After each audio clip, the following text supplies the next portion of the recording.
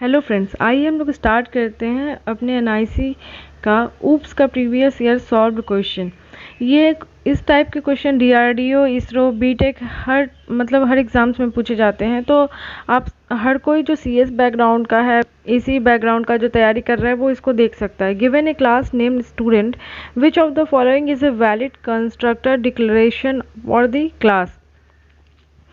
Valid construction declaration कैसा होता है क्लास में, मतलब ये ऊप्स के कॉन्सेप्ट में आप बस इतना बताइए कि कंस्ट्रक्टर को हम डिक्लेयर कैसे करते हैं। तो सिंपली हमें पता है कि कोई भी नेम प्लस पैरेंथेसिस के अंदर सेम नेम विद एस हम करते हैं, तो ये हमारा वैलिड डिक्लेरेशन ही होता है। तो जैसे देखिए क्या है, a constructor can not specify any return type, not even void. A constructor can not be final, static और एब्स्ट्रैक्ट। तो अभी आपका जो एग्जांपल्स था उसमें ऑप्शन था, उसमें साफ दिया हुआ था कि एक में वॉइड लगा हुआ था। तो इस सब टाइप का हम कंस्ट्रक्टर में यूज़ नहीं कर सकते हैं, यूज़ नहीं किया जाता है। तो इसका ऑप्शन देखिए कौन सा होगा हमारा। क्या क्या नहीं होता है, वॉइड नहीं रिटर्न करता, या कोई फाइनल या स्टैटिक और एब्स्ट्रैक्ट टाइप का ये नहीं होता है। तो इसका आंसर होगा हमारा स्टूडेंट, और फिर पैरेंथेसिस के अंदर दिस एस, और ये देखिए बी ऑप्शन में है प्राइवेट फाइनल, तो ये नहीं होता ऑप्शन, और पहला तो गलत ही, और चौथा भी तो वो तो वॉइड ऑप्शन था, तो वो भी गलत है। तो आइए हम लोग अपने नेक्स्ट क्वेश्चन पे आते हैं।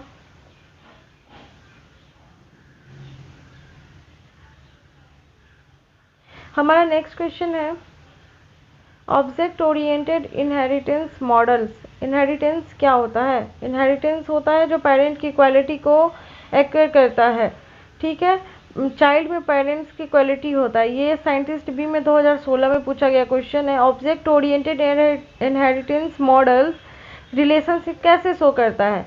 तो इज अ काइंड ऑफ से शो करता है, कि हैज से शो करता है, वांट टू बी से शो करता है, कॉन्टेंस से शो करता है। तो पहली बात तो वांट टू बी और कॉन्टेंस जैसा कुछ रिलेशनशिप शो करने का कोई मेथड नहीं होता है। तो हम अगर हमको कंफ्यूजन है भी तो इज अ काइंड ऑफ में या हैज ए में होता है। वांट टू बी और कॉन्टेंस जैसा कुछ नहीं होता है, हैज अ रिलेशनशिप होता है, is a kind of relationship होता है। तो जब जनरलाइजेशन का बात करते हैं तो is a kind of relationship होता है। It is use for object oriented inheritance model. Aggregation में हम लोग हैज अ रिलेशनशिप को करते हैं। अब जनरलाइजेशन क्या होता है? जैसे ऊपर से नीचे की तरफ आना। अब देखिए पेरेंट्स जो है हमारा, पेरेंट्स का क्वालिटी को बच्चे उसके सब क्लास, उसके सारे क्वालिटीज़ को अपने अंदर रखेंगे, प्लस उनका अपना एडिशनल क्वालिटी होगा। तो इस रिलेशनशिप को हम शो करते हैं इज अ काइंड ऑफ से, ठीक है।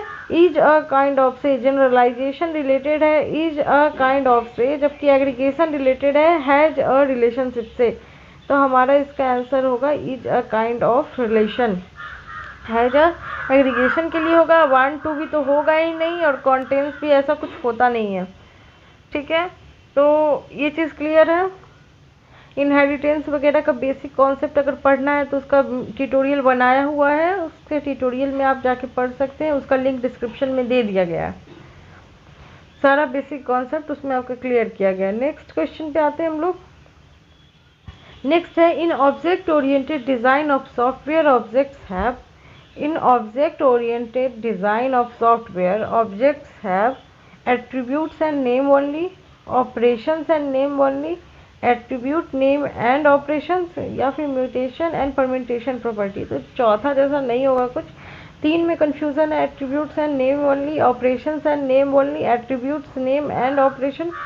तो क्या क्वेश्चन है? In object oriented design of software objects have, object के पास क्या क्या मतलब होना चाहिए? Attributes name only, operations and name only, attribute name and operation. तो आइए हम लोग एक्सप्लेनेशन इस चीज़ का देखते हैं।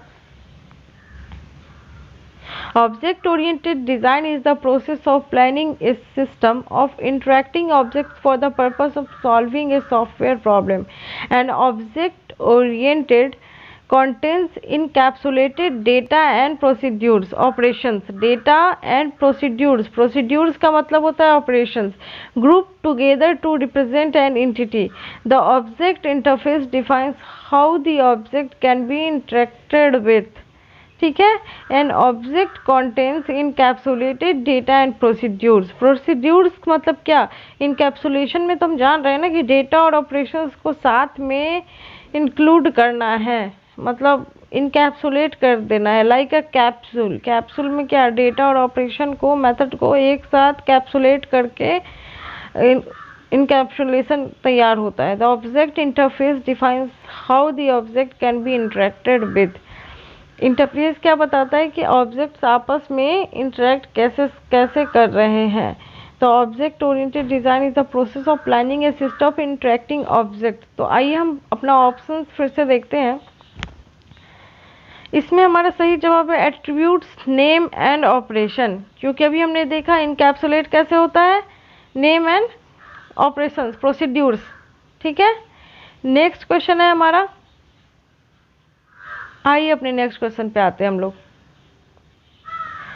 Control structure includes interaction, render statements, exception statements, all of the above. ये हमारा पूछा गया था साइंटिस्ट बी का 2016 के क्वेश्चन में. तो कंट्रोल स्ट्रक्चर में क्या होता है, कंट्रोल स्ट्रक्चर मेनली होता क्या है, पहले ये बताइए.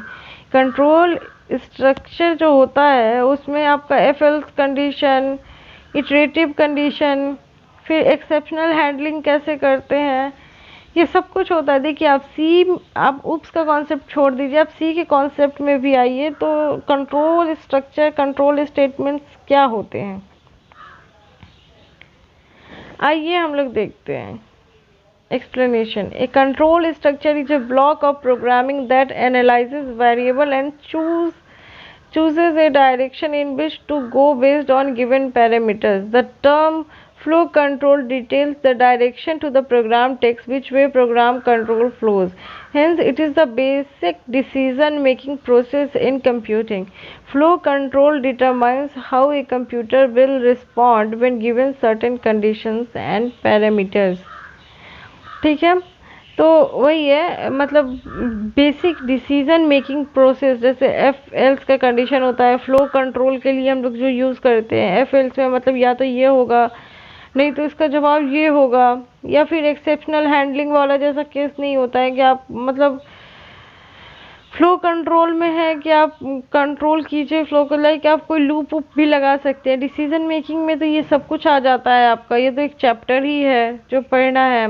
तो इसमें जो ऑप्शंस दिए हुए थे उसमें हमको तो तीनों ही देखने से लग रहा था, तीनों ही इसके अंडर आता है, कंट्रोल स्ट्रक्चर के अंदर. आइए अपना आंसर देखते हैं. इटरेशन भी होगा, एक्सेप्शन स्टेटमेंट्स भी होगा, और इसका आंसर होगा ऑल ऑफ द एबव. ठीक है. अभी जैसा कि समझाया गया इसका आंसर तीनों ही होगा. तो देखिए अभी ऊप्स का ये पहला पार्ट बनाया गया है, और भी कई पार्ट्स बनाए जाएंगे क्योंकि प्रीवियस ईयर और भी कुछ क्वेश्चंस हैं. तो इसमें लाइक कीजिए ताकि हम लोग नेक्स्ट वीडियोस भी अपलोड फटाफट करें. कौन से सब्जेक्ट का जल्दी चाहिए ये भी कमेंट कीजिए. स्टडी टेबल को सब्सक्राइब कीजिए, अपने फ्रेंड के साथ शेयर कीजिए ताकि वो लोग भी टाइम रहते चीज़ों को पढ़ाई कर सके, पढ़ सके. जो DRDO साइंटिस्ट भी का प्रिपरेशन कर रहे हैं, या फिर मतलब बीटेक के स्टूडेंट्स भी हैं जो बेसिक नॉलेज लेना चाहते हैं, वो भी यहाँ पे कंटिन्यूसली पढ़ाई कर सकते हैं. उनको भी ये सब चीज़ें हेल्पफुल होंगी. Thank you so much.